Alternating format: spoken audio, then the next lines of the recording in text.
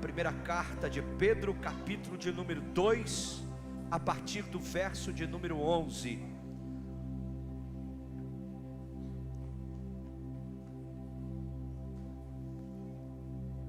Primeira Pedro, capítulo 2, a partir do versículo de número 11. Enquanto você procura, deixa eu conhecer melhor um pouco vocês. De onde vocês são?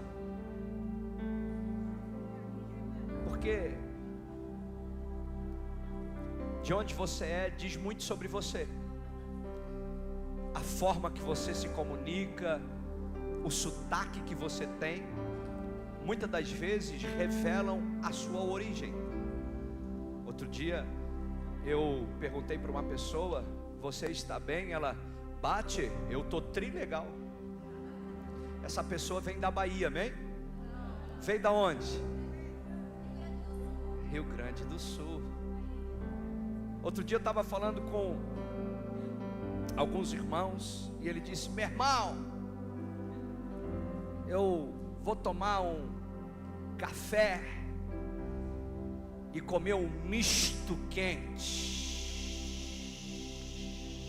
Me deu até vontade, irmão, quando ele começou quente. Eu já imaginei aquela fumacinha saindo do misto, queijinho derretendo, aleluia. Porque muitas das vezes o sotaque que a gente tem revela de onde a gente veio. A forma que a gente se comunica demonstra de onde nós somos. De onde você é? Quero conhecer você. De onde você é? Um de cada vez. Quem se arrisca a dizer? Paraná, Rio de Janeiro, Bahia, São Paulo, Paraná. Tem algum catarinense aqui? Porque só está falando os estados de fora, irmão. Fiquei preocupado. Pô, tem gente da Coreia, é verdade. Tem coreano aqui. Olha aí, ó. Olha lá, ó. Tem coreano, aleluia. O japonês hoje não está. O japonês hoje está em São Paulo, não pôde vir. Mas nós temos japoneses, coreanos, aleluia. Está se cumprindo o que a gente tem declarado. As nações da terra virão a Blumenau para experimentar da glória de Deus. Deus vai trazer muitas nações para essa cidade. Não para a Oktoberfest, não para participar do chopp, mas para se embriagar do Espírito Santo. Amém? Então, quero compartilhar uma palavra ao seu coração e você vai entender o porquê de tantas perguntas.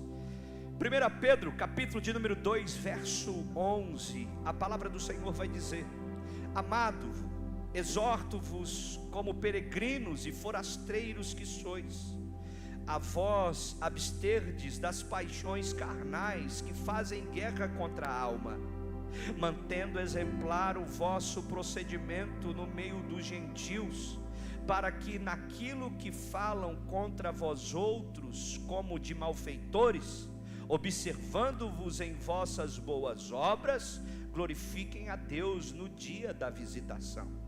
Sujeitai-vos a toda instituição humana por causa do Senhor, quer seja ao rei como soberano, quer seja as autoridades como enviadas por ele, tanto para castigo dos malfeitores como para louvor dos que praticam o bem. Porque assim é a vontade de Deus, que pela prática do bem façais emudecer a ignorância dos insensatos, como livres que sois, não usando todavia a liberdade por pretexto da malícia, mas vivendo como servos de Deus. Tratai todos com honra, amai os irmãos, temei a Deus e honrai ao rei. Feche os seus olhos por um instante. Senhor, obrigado pela tua palavra. Espírito Santo, fala conosco. Cala toda voz que não é tua. Repreende todo espírito do mal. Senhor, ministra ao nosso coração. Tu tens liberdade aqui. nos dá espírito de sabedoria, de conhecimento e de revelação da tua palavra, no nome de Jesus. E quem crê diz amém. Glória a Deus. Irmãos, a primeira epístola de Pedro foi escrita entre 62 a 64 depois de Cristo. O apóstolo Pedro estava na Babilônia, que hoje é uma região de ruínas, a mais ou menos 90 quilômetros ao sul de Bagdá, no Iraque. Pedro estava neste lugar, num contexto desafiador, de implantação de igrejas, pregando a palavra de Deus. E ao escrever esta carta, ele traz alguns objetivos principais, como a ministração, a pregação da palavra aos santos para o desenvolvimento e crescimento espiritual. Nesta carta, Pedro fala das recompensas eternas e que a salvação só é possível pelo precioso sangue de Jesus. O apóstolo nos instrui a santidade, a prática do bem e como ter uma vida exemplar. Pedro, ele revela que somos geração eleita, sacerdócio real, nação santa, povo de propriedade exclusiva de Deus. Nesta carta, Pedro vai dizer que somos a casa espiritual de Deus, edificada em Cristo Jesus. E no texto que lemos, Pedro nos exorta como peregrinos e forasteiros, ou seja, ele está dizendo: vocês estão na terra, mas não pertencem a ela. Vocês estão no mundo, mas não pertencem ao mundo. Vocês estão vivendo uma vida natural, mas vocês são seres espirituais, tendo experiências naturais. Pedro diz que somos peregrinos, forasteiros, ou seja, a nossa identidade está no céu, a nossa identidade é celestial. Do céu viemos e para o céu retornaremos. Quantos estão ansiando por esse momento? Quantos estão desejando por esse encontro poderoso com Jesus? Quantos estão ansiando por voltar a casa? Irmão, nós somos cidadão do céu, somos filhos da luz, estamos na terra com um propósito. Qual o propósito, pastor? Resplandecer a luz de Cristo. Vós sois a luz do mundo, você vai resplandecer a luz de Jesus. Por onde você ir, as trevas batem em retirada. Aonde você estiver, a escuridão cai por terra. Por que, pastor? Porque você resplandece a maravilhosa luz de Cristo Jesus. Agora, como peregrinos e forasteiros, nós temos algumas características. Como peregrinos, nós temos muitas coisas em comum, características que revelam o nosso coração e revelam de onde nós viemos. E com base no texto, nós vamos destacar algumas dessas características. Se você tiver papel e caneta, anote. Faça isso. Anote para você crescer cada vez mais nas coisas de Deus. Primeira característica de um peregrino: ele não anda no desejo da sua alma.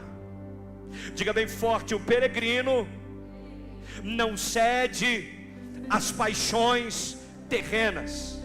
O seu coração, o seu espírito, a sua vida está firmada em Cristo. Irmão, todo ser humano, todo homem é composto de corpo, alma e espírito. O corpo é muito fácil de compreender, é muito fácil de conhecer e saber. Afinal, este corpo é visto com os olhos comuns, naturais. Encostamos, tocamos, vimos, sentimos. Então é muito fácil entender acerca do corpo. Mas nós não somos só um corpo, nós temos alma e espírito. A alma fala de emoções, a alma fala de sentimentos, a alma fala de desejos e prazeres da carne, e espírito fala da nossa essência eterna. Espírito fala de um fundamento maravilhoso. Espírito fala que eu sou eterno, e eu sou eterno para estar com o Pai da eternidade. Então nós precisamos compreender que vivemos num mundo onde o nosso corpo ou a nossa alma vai nos atrair para as coisas terrenas. O nosso coração vai muitas das vezes ser carregado ao desejo, a um sentimento, a muitas emoções. Só que eu decidi compreender que eu não sou um ser desta terra, eu sou um peregrino. Então eu não ando por aquilo que eu sinto, eu não ando por aquilo que o meu coração deseja, eu ando debaixo de uma palavra, eu ando numa instrução divina, eu caminho de acordo com a verdade absoluta, que é a palavra de Deus. Olha para a pessoa que está do seu lado e fala assim: ô cabeção, como você anda? Na alma ou no espírito? Porque essa resposta que você vai dar para você mesmo revela muito para onde você volta. Homens de Deus não são guiados pelo mundo. Homens de Deus são guiados pelo Espírito Santo de Deus. Não andamos no desejo da alma, não andamos nas emoções, não andamos nos prazeres terrenos, não andamos naquilo que os nossos olhos cobiçam. Nós andamos de acordo com os princípios estabelecidos pelo nosso Senhor, pelo nosso Salvador. Nós andamos debaixo de uma poderosa palavra. E o que eu faço com os meus desejos, pastor? Crucifica-os.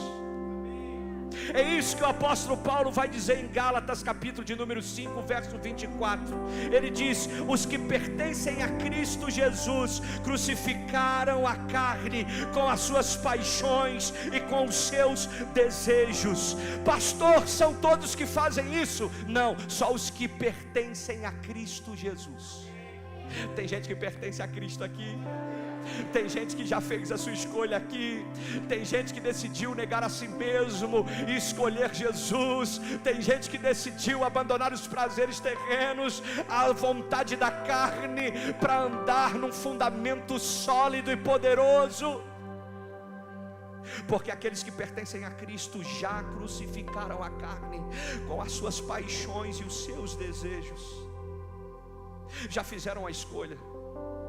Mas talvez você está aqui e ainda não fez essa escolha.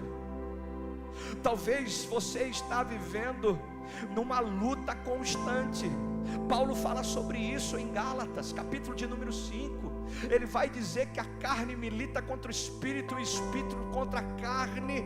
É uma tribulação só, é uma luta só, é uma guerra só, aonde a alma anseia por desejos terrenos, aonde a alma clama pelos prazeres terrenos, e o espírito está dizendo: você é salvo, você tem um caminho reto, você nasceu para ser justo. E há uma luta, há uma guerra acontecendo.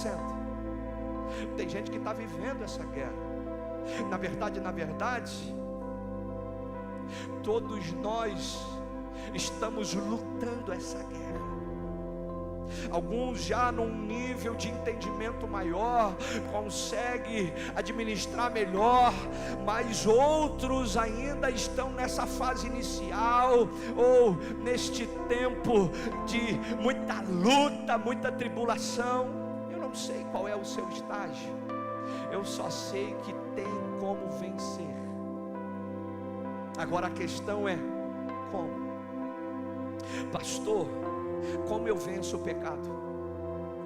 Pastor, eu luto contra o vício, eu luto contra esses negócios, mas assim, pastor, eu sei que é errado, mas quando eu vi, eu já fiz. Eu choro, me arrependo. Pastor, às vezes eu penso que eu nem sou digno de ir à igreja. Como vencer? Como? O apóstolo Paulo nos instrui acerca disso. Gálatas capítulo de número 5, verso 16, ele diz: por isso digo, vivam pelo Espírito, e de modo nenhum satisfarão os desejos da carne. Só tem uma forma de vencer o pecado. Como, pastor? Andando no Espírito. Nós precisamos orar mais, nós precisamos nos relacionar mais com o Espírito Santo, nós precisamos ler e meditar nas Escrituras Sagradas todos os dias. Nós precisamos buscar a Deus em momentos oportunos, não só quando necessitamos, mas nós precisamos alimentar e nutrir o nosso espírito. Nós precisamos andar no Espírito para vencer a carne. Só tem uma forma de vencer a carne. Qual, pastor? Vivendo pelo Espírito. Diga bem forte: a partir de hoje eu tomo uma decisão. Eu vou mergulhar mais fundo, orar mais, buscar mais de Deus. A partir de hoje eu ando no Espírito. Aplaude bem forte ao Senhor.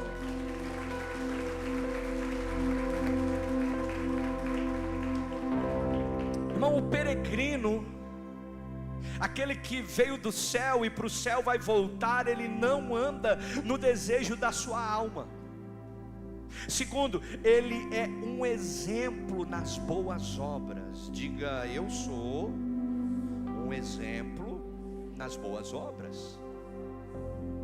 Um peregrino, ele é um exemplo, ele é uma referência na prática do bem. Ele pratica as boas obras. É isso que Paulo está dizendo no verso de número 12. Ele diz: mantendo exemplar o vosso procedimento. Paulo está dizendo: ei, um peregrino, ele se mantém exemplo em toda e qualquer situação. Quando ele está no meio da igreja, ele é um crente fiel. Mas quando ele está no meio do mundo, se é que você me entende, ele se mantém sendo um crente fiel. Porque muitas das vezes o desejo do nosso coração, a vontade da carne, faz a gente ser um crente fiel no domingo, só que no sábado à noite anterior não tão fiel assim. Na segunda-feira no trabalho não tão fiel assim. E Deus está dizendo: um verdadeiro peregrino é aquele que é um exemplo nas boas obras.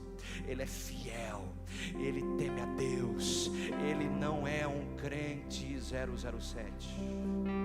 Tem um crente 007 aqui? Não levanta a mão não, irmão. Mas você sabia que existe crente 007? Na igreja ele vem meio que escondido e tal, entra. Deixa eu ver se não tem ninguém aqui que me conhece. Bíblia, esquece, irmão. Male ligada no celular. Porque vai que alguém me vê, vai que alguém descobre que eu sou de Jesus. Agora, o peregrino, aquele que sabe de onde veio e sabe para onde vai, ele não está nem aí, irmão. Ele é crente no domingo, mas ele é crente na segunda, ele é crente na terça, ele é crente na quarta, ele é crente na quinta, porque tem gente que é crente só no domingo, na quinta não vem para o culto. Se Jesus voltar na quinta-feira, esquece, perdeu. Estou brincando, a salvação não é sobre isso. Mas eu, sinceramente, eu fico muitas das vezes me perguntando como ser tão apaixonado por Jesus, tendo um momento por semana com Ele como igreja local. A gente se esforça para ir em festa, para ir em aniversário, para participar de momentos de lazer, e é maravilhoso, se esforça e vale a pena. Só que não esquece do principal.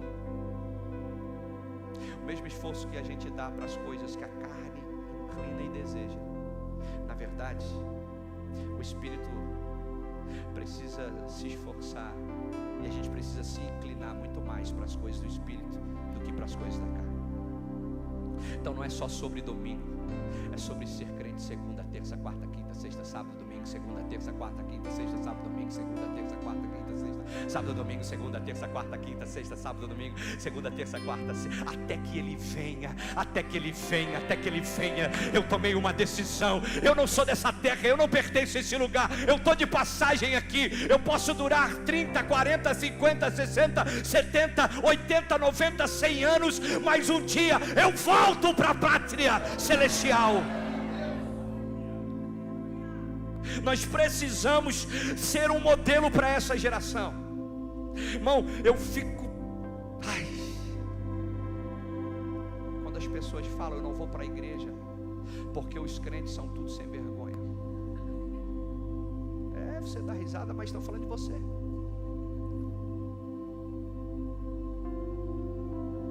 Eu não vou para a igreja porque o crente toma emprestado e não devolve. Eu não vou para a igreja porque o crente tem nome sujo, comprou no meu estabelecimento e não pagou, está no SPC, estou amarrado. Eu fico maluco, irmão, porque a gente nasceu para ser um exemplo. Deus nos implantou nessa terra para ser um modelo.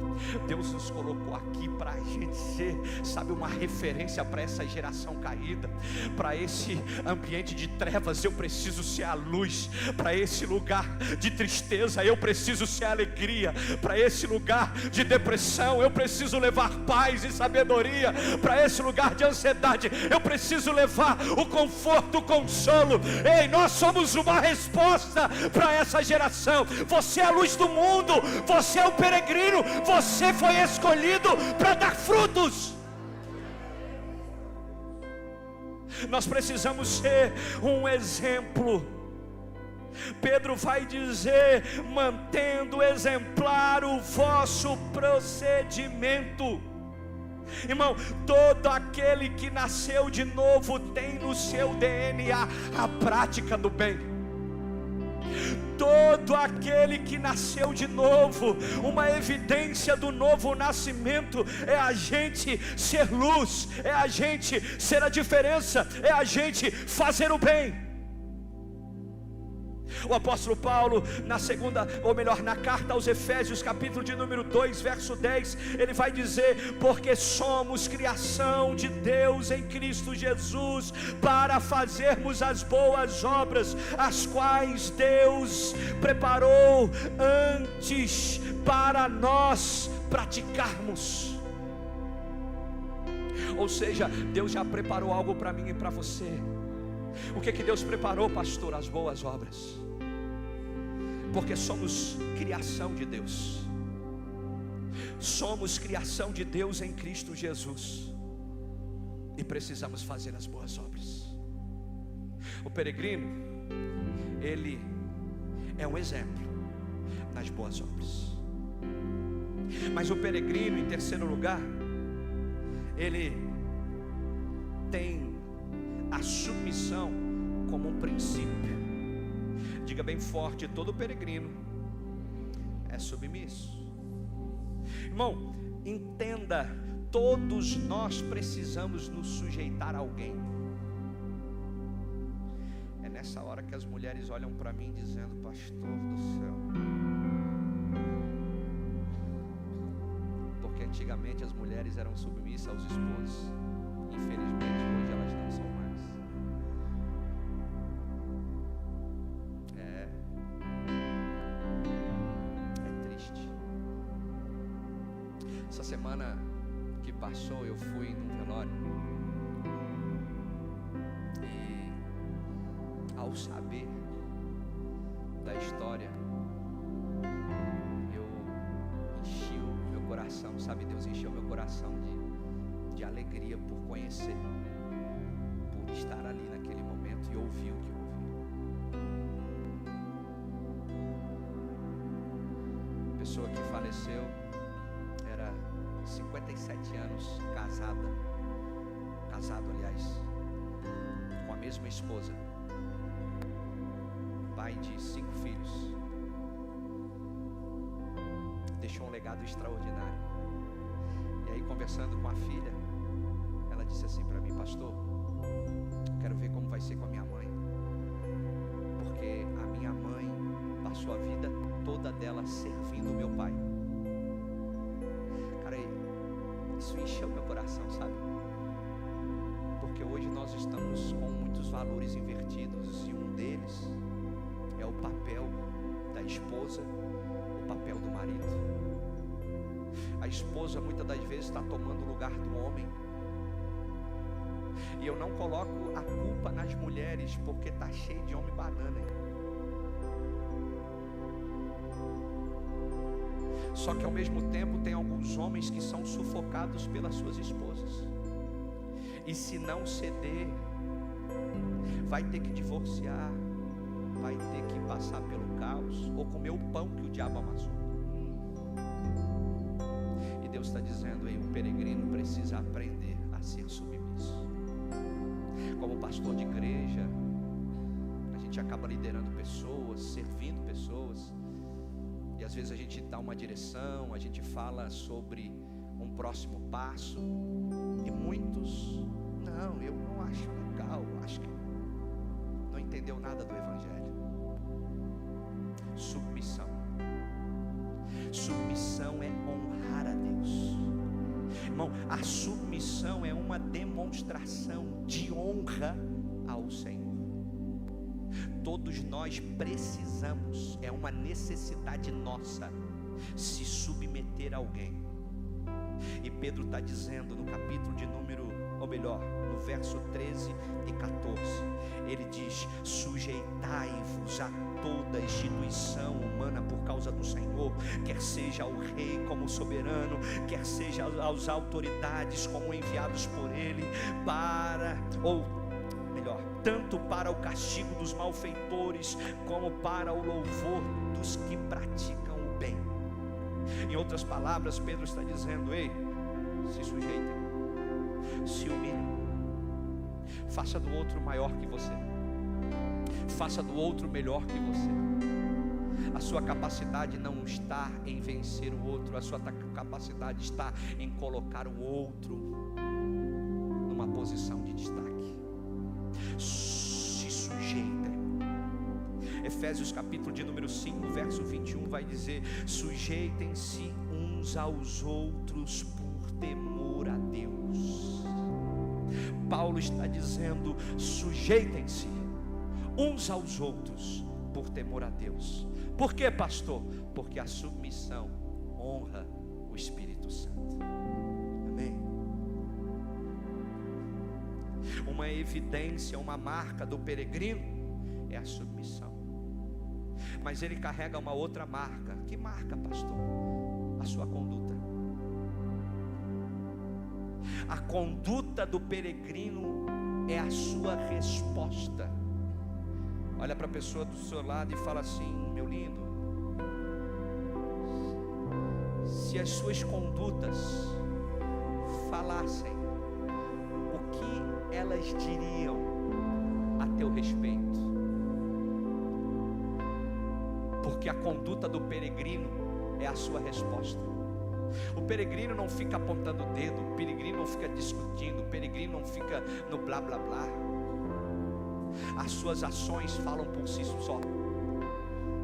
A sua conduta é uma resposta. Pastor, aonde você está vendo isso? No texto que nós lemos, verso 15, o apóstolo Pedro vai dizer: porque assim é a vontade de Deus, que pela prática do bem façais emudecer a ignorância dos insensatos. Ou seja, você não vai responder com ignorância os ignorantes, mas praticando o bem. A sua conduta é uma resposta. Homens de Deus não entram em discussões tolas, porque eles não estão preocupados em ter razão. Os peregrinos, eles trazem o convencimento pela prática do bem. Eles nunca fazem para se mostrar, eles fazem para glorificar Deus. É para a glória de Jesus. Irmão, essa é a forma que Deus deixou para mim e para você. Que forma, pastor? A forma que Jesus nos ensinou para responder os críticos são práticas do bem. A palavra de Deus vai dizer: nunca pague o mal com o mal, antes faça o bem. Sabe como você vai responder aquela pessoa no seu trabalho que persegue você? Abençoando a vida dela, servindo ela. Sabe como você vai responder dentro da sua casa, no meio de um problema familiar? Ajudando e servindo os seus. Nós não somos daqueles que entram em guerra, nós somos chamados para a prática do bem. Por isso lá em Mateus capítulo 5, verso 16, Jesus vai dizer: assim brilha a luz de vocês diante dos homens, para que vejam as suas boas obras e glorifiquem ao Pai de vocês que está nos céus. Jesus está deixando uma palavra para mim e para você nessa noite. Que palavra, pastor? Assim brilhe a luz de vocês. Assim brilhe a luz de vocês. Assim brilhe a luz de vocês diante dos homens. Para quê? Para que eles vejam as boas obras. Nós não vamos falar, nós vamos fazer. Nós não vamos mostrar, o próprio Deus vai revelar. Afinal, o que uma mão dá, a outra não precisa ficar sabendo. Não sou eu quem me promovo. Se Deus quiser, Ele sopra o meu nome. Não faço para me aparecer, faço para a glória de Deus. Assim brilhe a luz de vocês diante dos homens.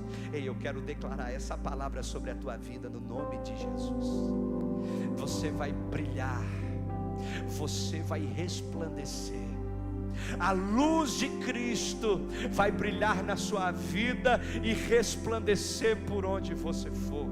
As pessoas vão ver uma diferença entre você e entre os que não servem. As pessoas vão ver uma diferença entre você e entre os que não conhecem a palavra.